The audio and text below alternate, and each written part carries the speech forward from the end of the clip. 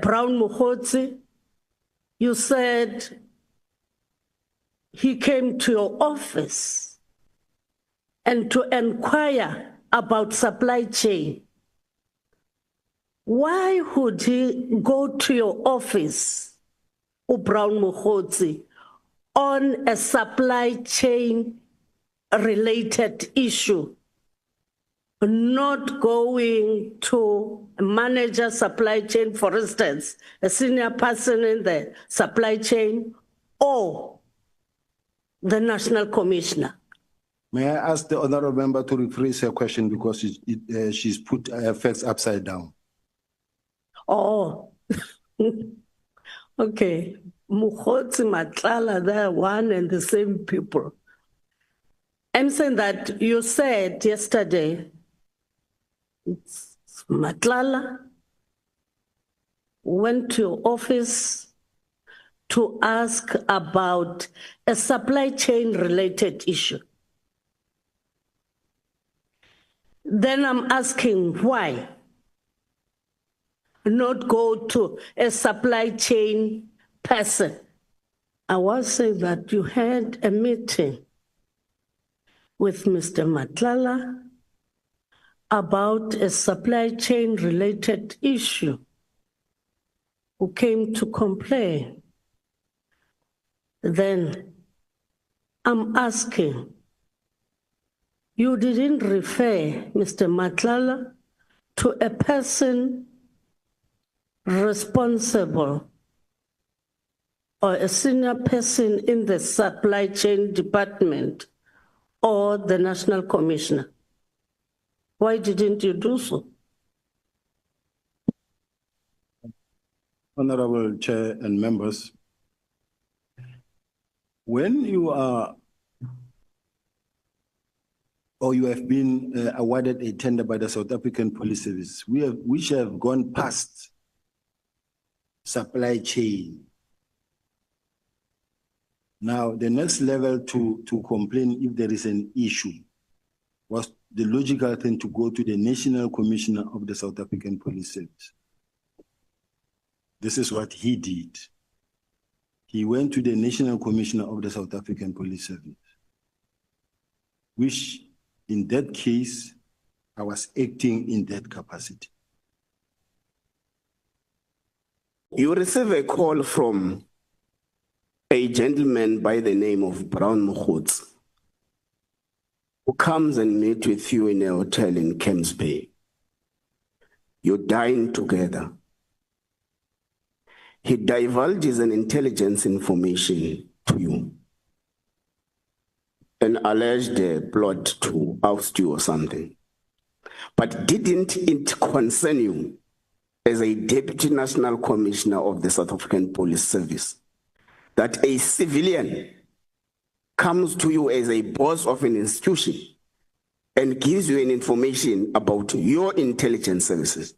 Did it not concern you?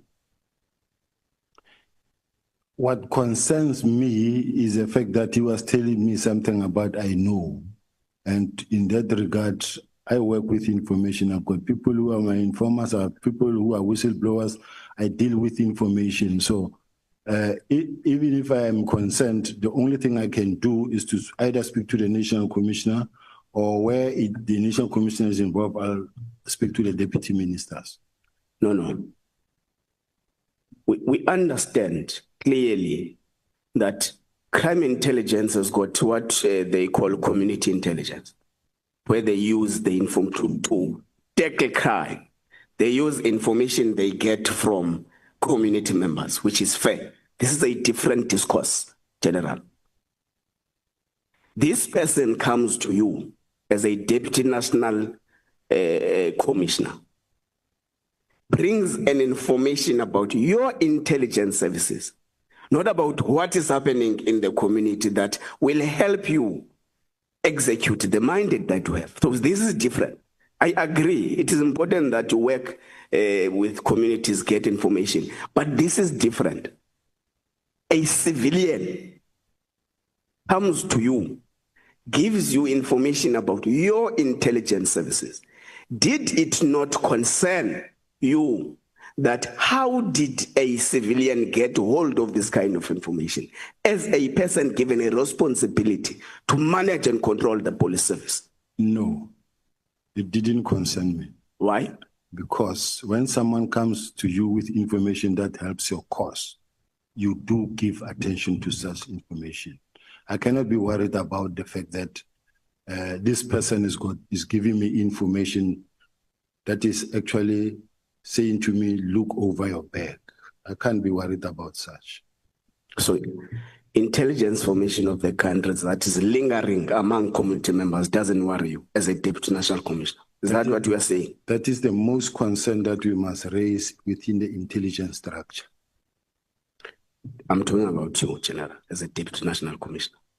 So it does not concern you that an information that is supposed to be in the custody of intelligence services is lingering around community members. It does not confirm. Is that your evidence that you are not concerned when intelligence information is lingering around community members? Of course, I am concerned if ever a member of the public will have information, in particular documents that belongs to intelligence. It is a cause for concern.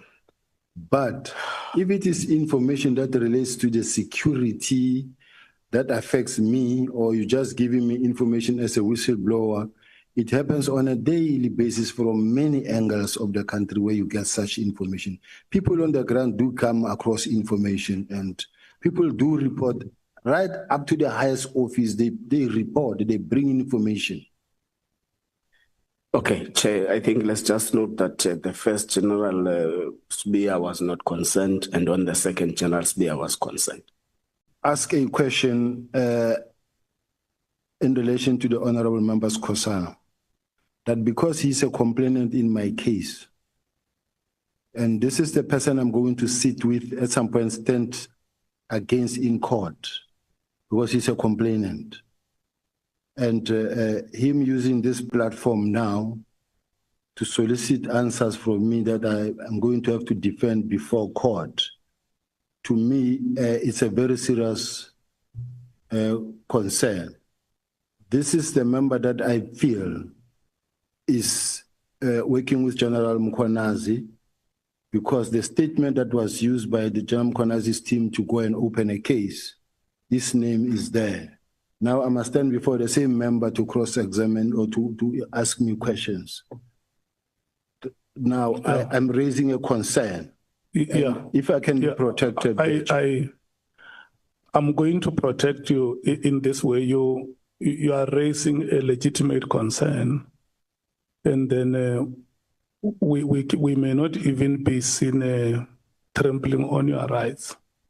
What I will advise you to do, because I explained to you yesterday that sitting here as the committee, we do not have any power to decide on how we are composed. So to protect your rights, I will advise you to decide if you want to respond to the question or not. If a question is asked to you, you can decide if you want to respond to it or not. And if I say I don't want to respond to his questions? No. We have to follow the process. You can't say, I don't want to respond to your questions. We must allow him to ask the questions. And then if you say, I reserve my right to comment, then it's okay. Thank you, Chair. I think, Chair, there's a portal up, Chair. Sitting in front of us is Honorable Kosana, who was sent by Mkhonto Wesizwe. Mkhonto Wesizwe is the one that opened the case. Now, let me remind you quickly, Chair. At one stage, South African says Parliament did nothing when Honorable General Mkhwanazi came to Parliament on this matter. So Mkhonto Wesizwe took an initiative before, at the same time when Honorable General Mkhwanazi spoke about this matter and opened a case. It is Mkhonto Wesizwe, not Honorable Kosana. it can be in a case where General Sibiya will be sitting with somebody else in court, not Skosana, sent by Mkhonto Wesizwe. So I think the clarification is pure and clear, Chair, that he must answer questions. And when you say he must not answer questions, sorry, Chair, when you say he must not answer, you can decide on which questions to answer or not. He can say from number 1 to 30, no, I don't want to answer. No, I don't want to answer. Where are we going with that? No, I'm not saying that he must not answer. No, Chair, you are saying that he must decide if he wants to answer or not. So if from number 1 to 100, he decides, okay, he's going to waste our time and say, he asked a question and then he says, no, I don't want to answer. No, I don't want, until number 100. What is that? Is it not the same as what you have instructed or somehow gave him an option not to answer? So I think this is separated from court. This is parliament. He must answer to parliament. Here is answering to a parliamentarian who's sent by South Africans, not a person who opened the case sent by Mkhonto Wesizwe. Two matters are separate, I think. Thank you. Honorable Nomvalo. Chairperson, thank you very much. My apologies. When the matter was raised, I was responding to a nature call. I'm actually surprised that the matter has been raised by a witness because if my memory serves me well, the position that we took yesterday in relation to this matter is that there will be a legal advice from the office of the Speaker. But before that, a member, Andile, from the technical team, made an indication that as far as the applicable law is concerned, there is no crisis here. Honorable Skosana can continue to participate in a meeting. And that decision was communicated to the witness, Chair. I remember you conveying, and you even made a reference to the terms of reference. The witness said, it's fine, Chair, if that is a position, I will continue. But please note that I had a protest. Those were his reply. For him to come and raise the same issue here, even when it was better clarified yesterday, I think it is undesirable, Chairperson. We had a position on this matter. If there's anything that is outstanding, is a legal advice from the office of the Speaker. If still the committee members are not satisfied with a response that was given by Andile, we also even said, as the MK party, if there is a legal advice coming from the office of the Speaker, we will also consult our own senior counsel in this regard to ensure that there is a strike of balance and we are satisfied with what has been communicated to us as a legal position. So I really understand maybe the witness has forgotten, but my memory reminds me that this is a position that we agreed upon yesterday. Honorable Matthys. Thank you, Chair, for recognizing me after. Okay, just a few things, Chair. I think we are keep regressing on this matter, right? So we have gotten an opinion from our parliament lawyers, and not just on these matters, but when we were discussing recusal on a lot of different members. It's clear, number one, Chair, that there's no independent member of parliament in South Africa. We are political party democracy. The things that we do it on behalf of our political party. The next thing we're going to have here is that we're going to be told when Cyril Ramaphosa appears here that the EFF or the Commander-in-Chief must recuse himself because we've got a case against him in the Constitutional Court. That's where we are heading.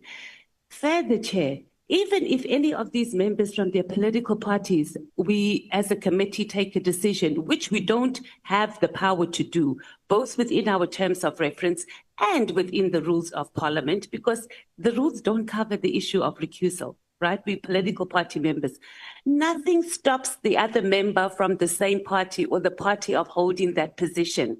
So I can recuse myself because I've opened a case on behalf of a party. That doesn't mean that Honorable Malema, we don't have the same position, and when he comes here, he presents the same thing. The same thing, Honorable Kosana, even if he makes a decision to recuse himself, it doesn't stop his other members from asking exactly the same questions.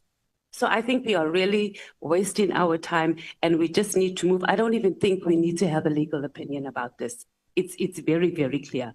There's nothing in both our rules of parliament and both in this ad hoc committee that says that members or gives us as a committee or even as parliament for any members to recuse themselves unless they've gone through some ethics process or powers and privileges process. And none of us have done that. Thank you, Chair. Is there any other honorable member? When Senzo Meyiwa was killed, did you went to the scene? I'm actually happy that I'm being asked on the issue of Senzo Meyiwa, and it's an issue that I wish I could spend time on it to clarify so that finally South Africans can get to hear the truth. And allow me, Chair, to deal with this Senzo Meyiwa issue. When Senzo Meyiwa, after Senzo Meyiwa was killed, I was the head of the Hawks in Gauteng. I was at home in Pretoria. I got a call from the acting provincial commissioner, who was General Musikiri at that time. I was at home at night. I didn't even know about the shooting. And it was around about 11 at night. And remember, Senzo was killed after 7:30, around about 7:30, early evening. And what I had to do as the head of the Hawks was to call a team to say, let's meet there. It's just like when a serious crime has been committed, we move, we go there. And what happened there is that as we moved, all of us, we got there, I ran straight to hospital. And simply because of the fact Senzo Meyiwa is a national key point, it's a national asset. It's not ordinary member where someone can say someone has been gunned out, then as the head of the house, I'll also go there. But because it was a national goalkeeper, we all had to react and we went. Even General Musikiri, who was the acting provincial commissioner, we all went and we met at the police station, at the hospital. When I got to the hospital, it was packed, even in the passage, even in the ward where he was lying motionless. And everybody was crying there. Even myself, I could not make my way through into the ward. I saw him lying inside there, but from outside the ward. And then I realized that it won't work. I then said to General Musikiri, I will go to the house where now the investigation must start, because now the investigation process had to start. Now, for the investigation process to start, we then had to go to the scene of crime. When we get to the house where it happened, it was packed. Outside the yard, inside the yard, there was up and down movement in the house. I'm well trained when it comes to investigations. I'm 37 years doing what I'm doing. The very first thing is to take charge of the scene of crime. Mine was to give instructions and say, please, secure the scene, preserve the scene. This is a scene of crime. Now, the team had to make sure that they remove everybody on site to outside the yard so that it can be cordoned. The scene of crime can be cordoned. Remember, I arrived late at night when this thing happened almost after 7:30, and the scene was already processed by the officials. It was processed, cleaned. The experts have done their work. Now, when I arrived there, I also found MEC Sizakele Nkosi Malobane and other generals were there. Now, ours, we come here as a fact-finding team. We come in here, we knock, we sit down in the sitting room. It's clean, there's no blood, there's no spotty that you can see, everything is in place. And then we sit, we listen, we ask questions, what happened? This one explained, this one explained, this one explained, this one explained. This is the normal course of attending to crime scene. The MEC was there also, we were all listening. And then from there, General Musikiri and them arrived from hospital to join us. There were other generals, including General Musikiri. We all listened. And thereafter, it was a question of general, are you taking it or am I taking it? As the Hawks, do I take the matter to run with or are you taking it? Then she said to me, the National Commissioner was Maria Pierre then said or suggested that this matter must be investigated by a team of experienced investigators. Now that already took us out of the way. Now we stood by when they made a press conference, a press briefing at that time that says there will be a team appointed to investigate and will run with this matter. We were standing by, no longer involved in the case. That is why even today, when this matter has been testified, I haven't submitted a statement. I haven't submitted I've never been called as a witness. It's almost at the end because I was not involved. I've seen messages that says I took $1 million and I did this, I shifted the firearm order. No. At what point would I have done that? So I just wanted to say to South Africans, I am not involved in the Senzo Meyiwa case. I've never done anything wrong. And there have been many teams, more than 10 different teams that were set to investigate this thing. I have done nothing that can actually cause the matter to be, not to be successful. Now, as to the competency report, assessment, remember that when you get to the competency assessment, it's a document where they say to you, it's an exercise where they say to you, there's no right or wrong answer. This is just to look at your character and whether you are a strong person and which character you are. You don't really even need to spend time on this thing because there's no way you will get this thing right to say you are right or wrong. So I wrote what I wrote and the result came the way they came and say, you can be suitable here and not here. That is what happened. Why pass on the fail? Well, I don't. It doesn't say you failed it like it's a it's like whether you passed. What do you call it? Let me say it was not positive. Why pass on the fail? Okay, let me say I fail. Okay. Do you know Mr. Mgwenya, who's the former Deputy National Commissioner? I know her. What is your relationship with her? The mother of my child. Where does she work currently? I'm not sure. Did she ever work for a company of Vusmu's Cat Matlala? Not at all. She has never worked for it? Not at all. Okay. Let's go to the disbandment of the EKTT. You know where my concern is? Just hold it, the Honorable Number. General, you say the person is in question is the mother of your child, and you don't know where she works. Yes. Okay. She's the one who was actually at some point who lost her job. So I don't know where she's working. Oh, okay. She doesn't live with me. Okay. But you okay, no, it's fine. Let me leave it there. Can I proceed, Chair? Yes, you can proceed. Who comes in and causes division in the police? There are people who go and whisper to the minister. Chair, what I want to say is that just after I came back, someone intelligence, they went to Minister Kele. They said, Minister, do you know that you agreed that General Sibiya must come back?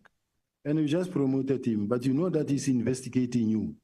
And the minister was very angry and said, but why is Sibiya doing this? Because, I mean, I didn't even object that he must come back, but I hear that he's investigating me.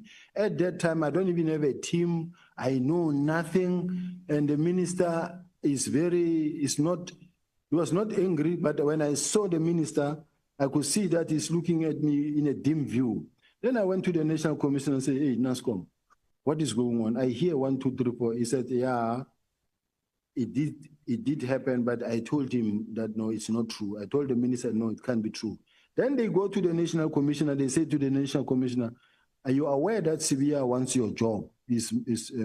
mobilize him for your job. Then the National Commissioner woke up at night and he went to see the mother of my child, who's my colleague then, went to visit her and say, hey, you know that Sibiya wants my job. And then I had to write a long message to the National Commissioner to assure him that, National Commissioner, I've never been in uniform all my life. I've never been a station commander, a cluster commander or a provincial commissioner. I'm not interested to become a national commissioner. Please, I'm interested in the DPCI, but not yet. And then he said, no, thank you very much. Please keep it the way you are. And the next thing, it never stopped. It went on and on and on and on, with the national commissioner thinking that I want him out. So don't you want to be the national commissioner?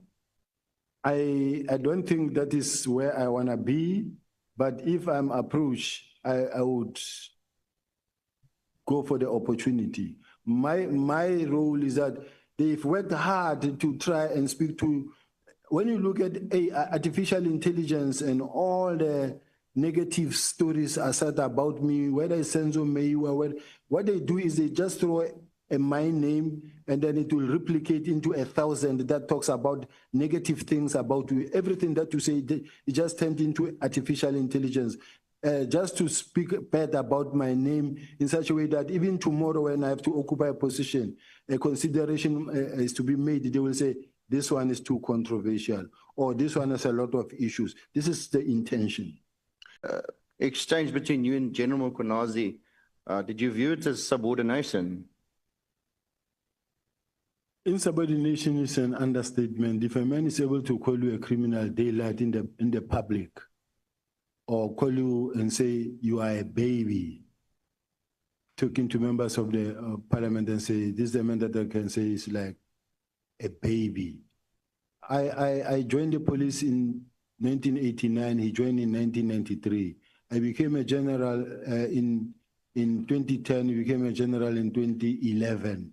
I mean, I've got 37 years in what I'm doing. I don't know how his experience, but in what I've been doing, I've been good at what I'm doing, and I've run operations throughout this country, throughout the country, including in KZN themselves.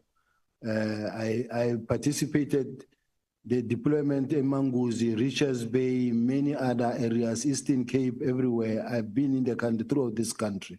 So it cannot be that my experience can be downplayed by someone like that, because his experience is in the field of special task force and maybe running the facility at HR support, then the provincial commissioner. So I really don't want to go too deep in trying to get to a lower level of comparing myself and him and this and that and this and that. Since I started testifying, I've always avoided to name names and ridicule anyone and speak bad about somebody. So I'm trying even now to not to get to that point. Thank you. Did you take any disciplinary action against him? No, I can't take disciplinary action against him because he doesn't report to me, even though I may be his senior. He reports to the national commissioner. And if you really want peace, how do you say you can take disciplinary action against him? Because there will be a fight. And a fight is what we have always been wanted to avoid.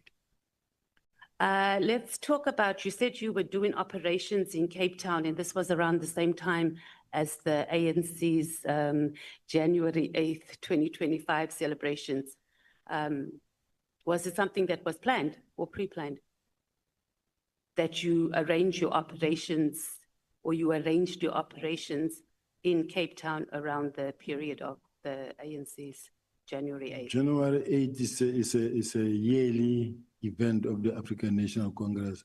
But as the South African Police Service, we have to be there to do our work. Okay, so who attends? Because as the economic freedom fighters, we also have ours, and we don't have ministers, officials on that level of SAPS coming to attend any. I've never ever seen them.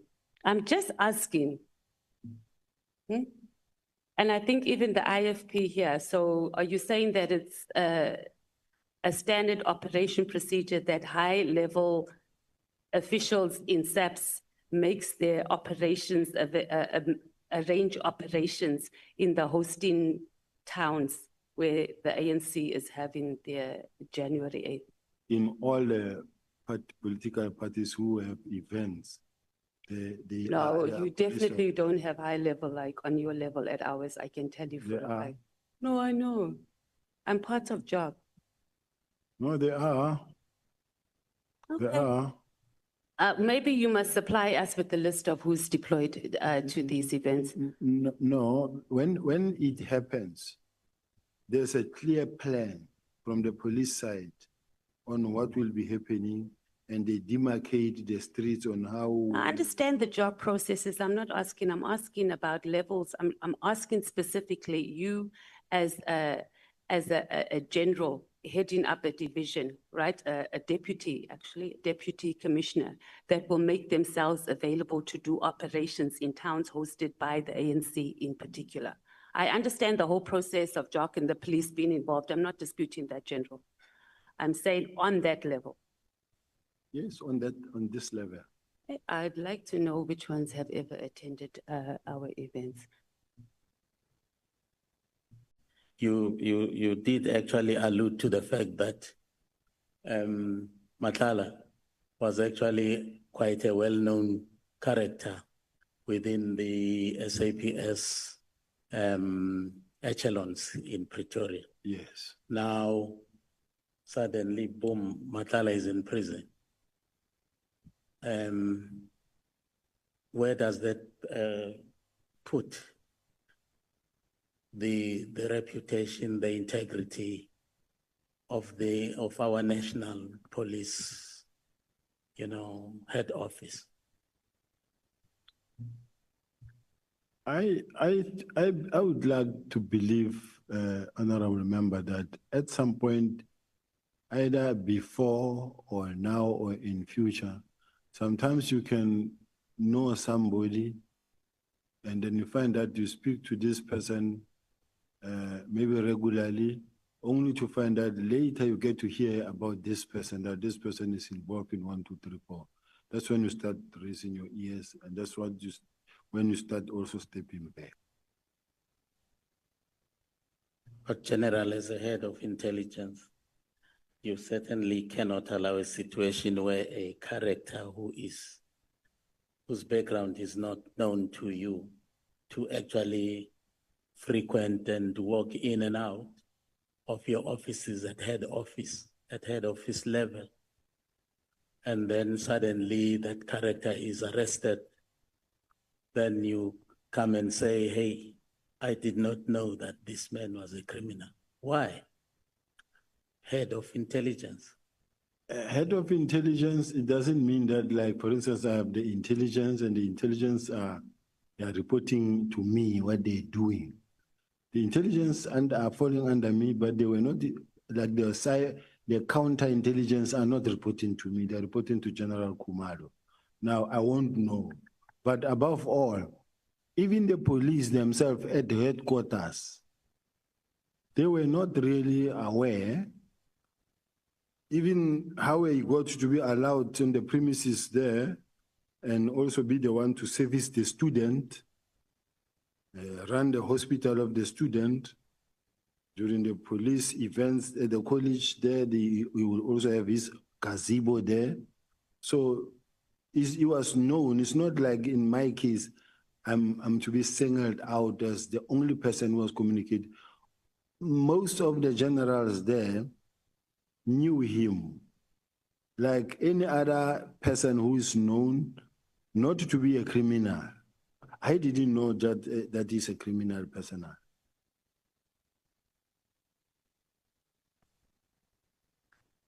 I'm sure South Africans should actually be concerned about that. Really, if our head office is actually frequented by criminals and our highest echelons of our crime prevention systems, they do not actually pay any particular attention to that situation.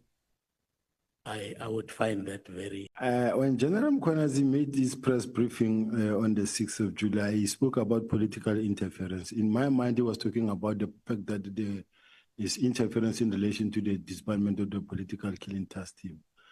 But to go back as far as 2007, go dig old things there and talk about 2011, the late Minister Natim Tetwa, I find it unfortunate.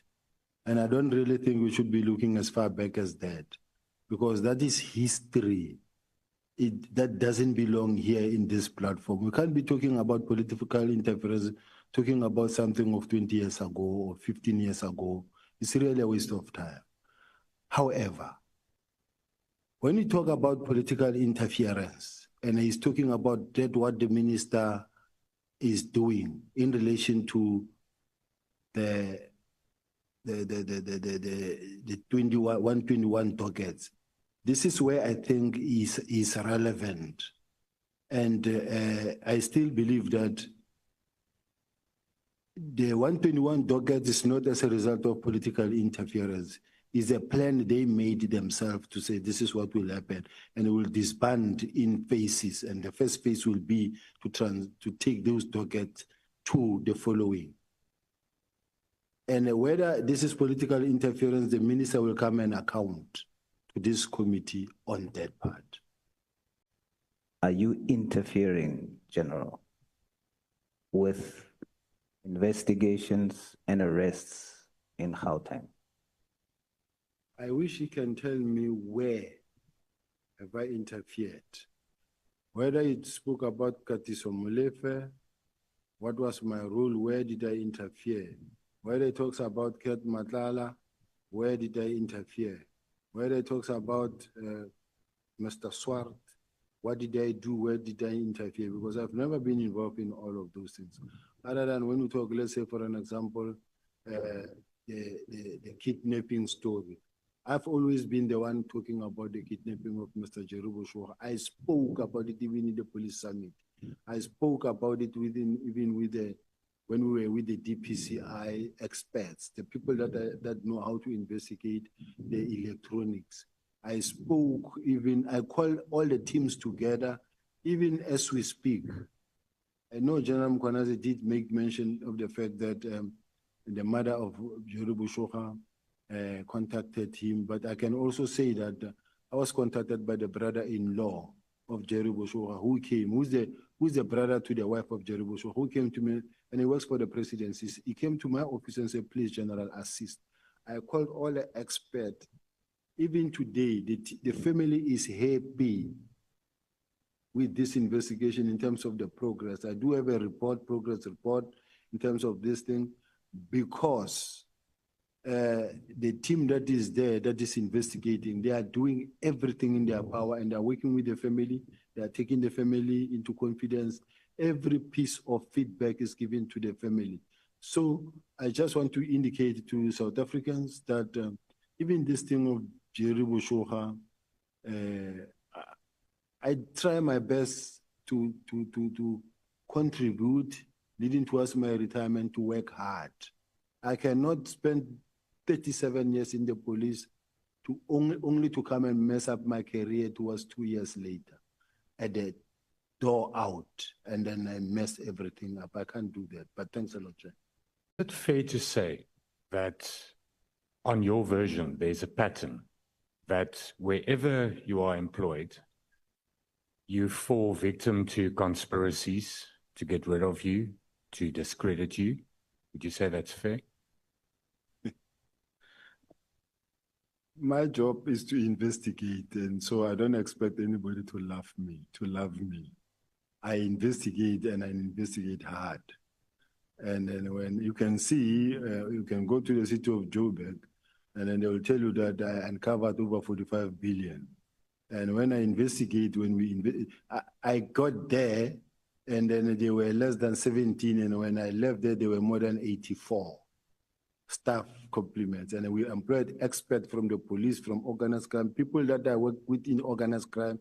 We were working on the hijacked properties. We were working from state security. I bring a lot of expertise. I even employ the prosecutors from prosecution and say, as we investigate, before a case go to court, look at this case, satisfy yourself that it satisfies all the elements of case.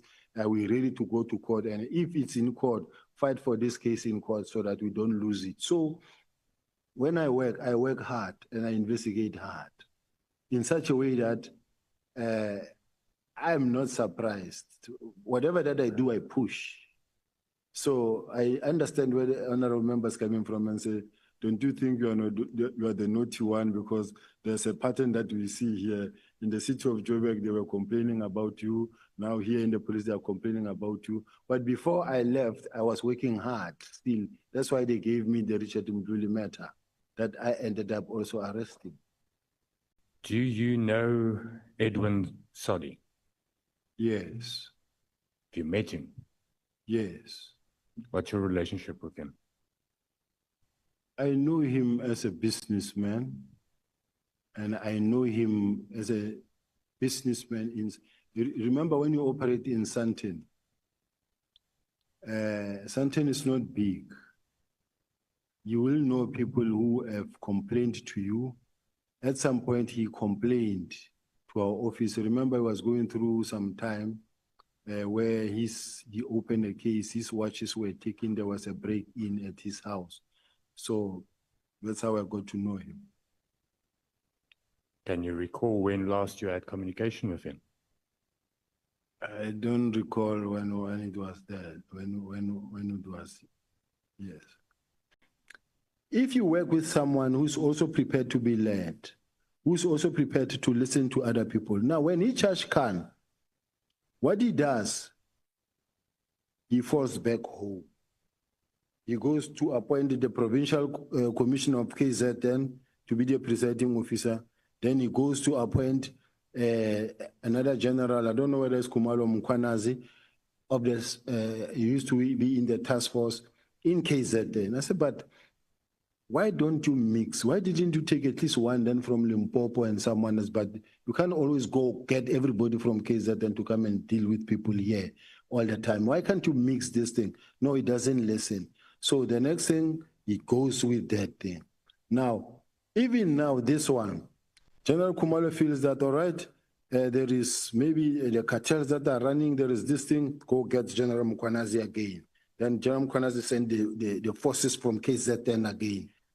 This is an unacceptable situation. Now the people of Gauteng are sitting, even the provincial commissioner is sitting, everybody is under siege. KZN has arrived. It's wrong. Okay. Thank you. It's wrong. Okay. Yesterday you gave evidence that the Big Five is a non-existent entity.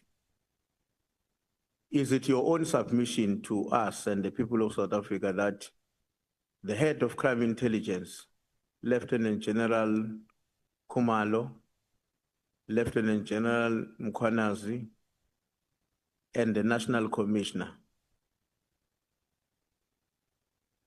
are essentially misleading the country when in their various submissions, they make reference to the existence of the Group Five?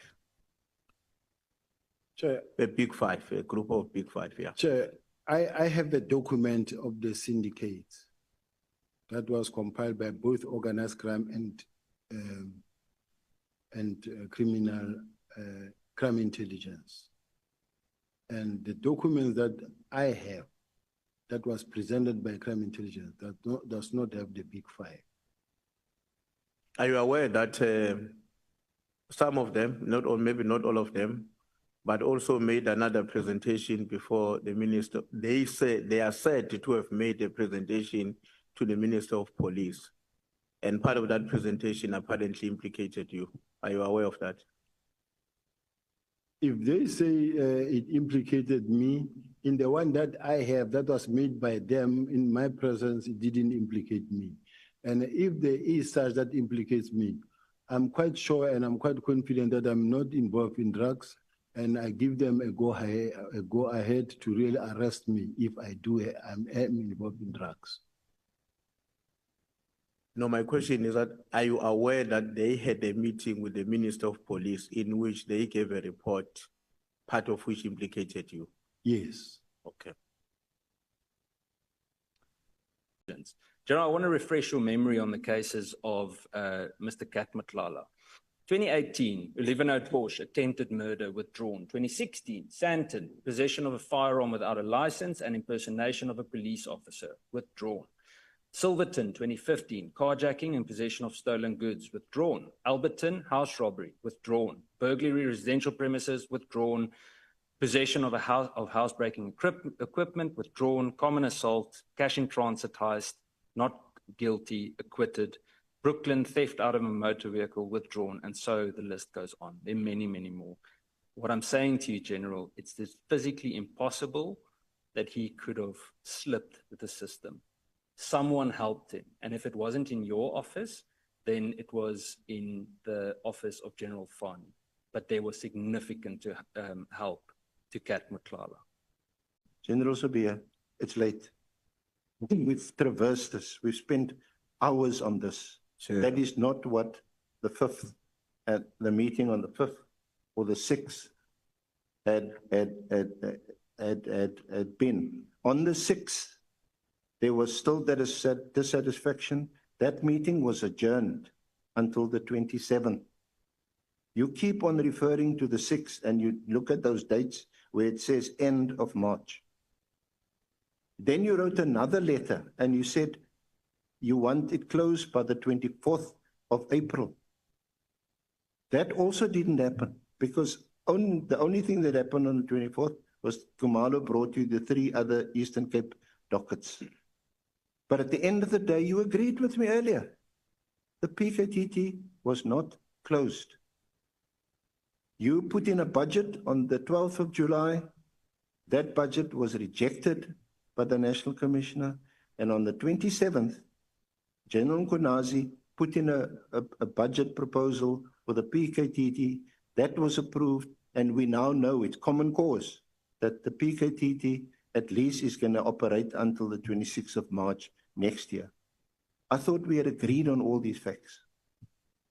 We don't agree, certainly, Council, because I feel you are oppressing me, basically, because we've discussed this thing earlier and we went step by step, and then we showed that everything that happened according to the plan as approved by the National Commissioner. Even in his own acknowledgement, he acknowledged that he gave instruction. He acknowledged he gave instruction to Brigadier Lutuku to write me that email that she wrote to me. The email that I responded to, or the disbandment letter that I activated, come from the National Commissioner's office through General Sibuya's office. Why is the council not really considering that part of? Okay, can we agree this? Has the PKTT been disbanded? No. You followed his instruction to disband it, but it hasn't been disbanded. Does it mean that both of you are in trouble now because you're not following his instructions?